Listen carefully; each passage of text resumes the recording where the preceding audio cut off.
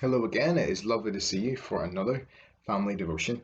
And today, our devotion is called All Alone. Have you ever been caught in the act of doing something that you know you shouldn't have been doing? Let me give you a few examples of the kind of thing I'm talking about. Maybe you got caught jumping on the sofa, but you still had your shoes on. Maybe you got caught sneaking a biscuit, even though you'd been told not to because dinner was coming up soon. Or maybe you got caught playing with the football inside when you'd been warned not to because you might break something. I wonder, what do you think of when you think about getting caught? For me, well, I think back to when I was a kid. Every Sunday after church, we would have a family lunch with my grandparents, and it would usually end with a bit of a tasty dessert. And often my mum would make a pavlova like this. Look how good that looks. Anyway, she would make it on a Saturday, and she would leave it to sit on the kitchen counter to cool down after it had been made. And so on Saturday nights, every so often, I would sneak myself down into the kitchen and I would just take the tiniest little bit off and enjoy it. The issue was I thought nobody would notice, but I did it more than once in one night. I maybe did it 4, 5 times. And so it became kind of obvious that I'd been sneaking little bits of the pavlova. I didn't just do it one night either, I did it quite a few nights. And so eventually I got caught.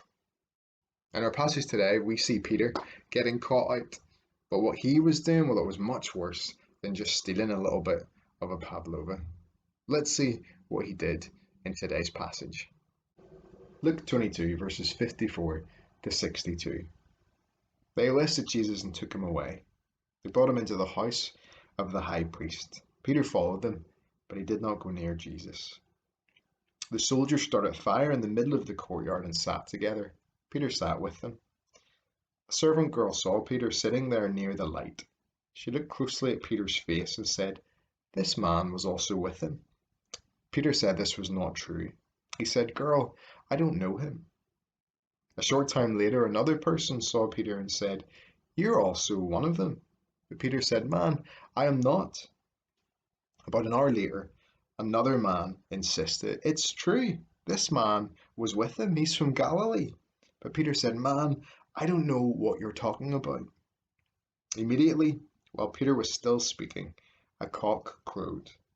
Then the Lord turned and looked straight at Peter. And Peter remembered what the Lord had said. "Before the cock crows tonight, you will say 3 times that you don't know me." Then Peter went outside and cried with much pain in his heart. Let's rewind a little bit for a moment. Do you remember that meal that Jesus had with his disciples?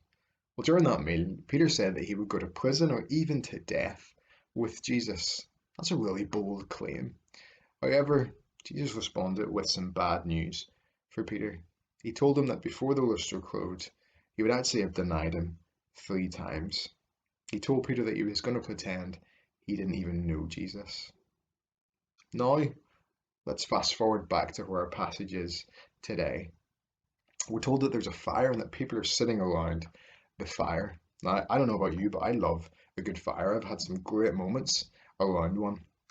Things like toasting marshmallows with friends, singing worship songs at Yab with everybody, or warming yourself up after a barbecue at the beach.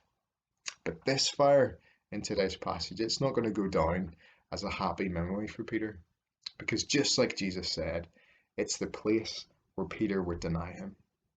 The rooster crows, and we're told that Jesus looks at Peter. Peter's been caught in the act. He's been caught out. I wonder how he felt. Jesus looked right at him, but amazingly, Jesus didn't look at him to punish him. He looked at him with love.